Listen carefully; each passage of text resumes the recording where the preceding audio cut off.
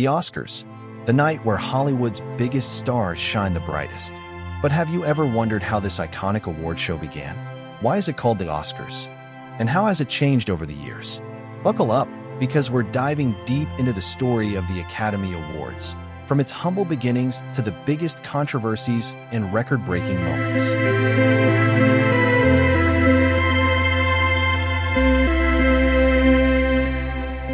It all started in 1929. Back then, Hollywood was booming, and the film industry needed a way to recognize outstanding talent. So, the Academy of Motion Picture Arts and Sciences was formed, and they introduced the Academy Awards. But guess what? The very first Oscars weren't a grand, televised event. Nope, it was a private dinner with just 270 guests, and the whole ceremony lasted only 15 minutes, and there wasn't much suspense either. Winners were announced 3 months before the event. As Hollywood grew, so did the Oscars. By 1934, they started using the famous phrase, "and the Oscar goes to." The Oscar goes to... But where did the name Oscar come from? Well, legend has it that an Academy librarian, Margaret Herrick, once said the statuette looked like her Uncle Oscar, and the name just stuck.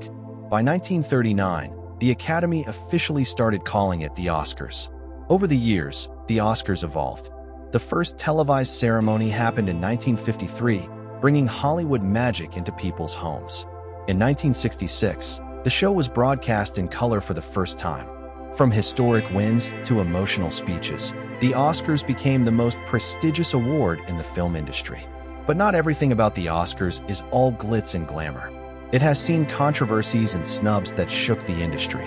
Marlon Brando refused his Oscar in 1973 to protest Hollywood's treatment of Native Americans. The winner is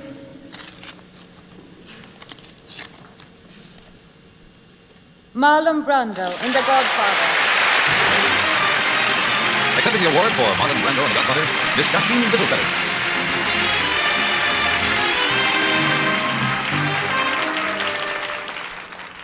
Hello, my name is Sasheen Littlefeather. I'm Apache, and I'm president of the National Native American Affirmative Image Committee. I'm representing Marlon Brando this evening, and he has asked me to tell you in a very long speech, which I cannot share with you presently because of time, but I will be glad to share with the press afterwards, that he very regretfully cannot accept this very generous award. Moving forward, the next one is #OscarsSoWhite movement. In 2015, called out the lack of diversity in nominations.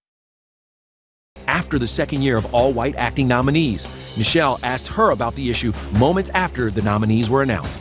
People, they will look at you as the president of the Academy, a woman of color, and say, Cheryl, what's going on here? Is that disappointing to you? It is disappointing. Of course it's disappointing. Fast forward to today. The Oscars are still the biggest night in Hollywood.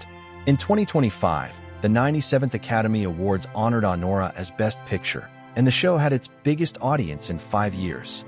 But the future of the Oscars is uncertain. With streaming services dominating and audiences changing, will the Oscars remain relevant? Will AI-generated films win Oscars one day? Only time will tell. From a small dinner in 1929 to a global spectacle, the Oscars have come a long way. Love them or hate them, they continue to define Hollywood's legacy. So, do you think the Oscars are still the ultimate recognition of cinematic excellence? Or are they losing their charm?